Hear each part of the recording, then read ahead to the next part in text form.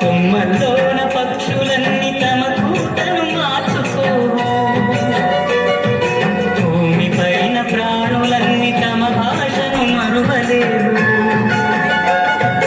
మనుషులమై మన భాషకు ముసుగును తగిలిస్తున్నాము.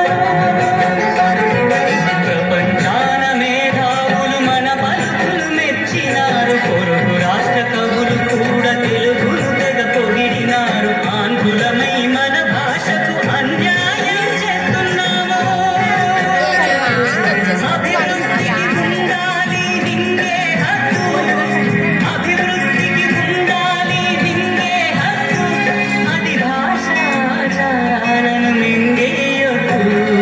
తల్లి తండ్రి నేర్పినట్టి మాతృభాషరా, ఉప్పు పాల భాష పలికేందుకు సిగ్గుపడకురా, వెనక్కి తగ్గమాకురా. తెలుగు భాష తీయదనం, తెలుగు జాతి గొప్పతనం తెలుసుకున్న వాళ్ళకి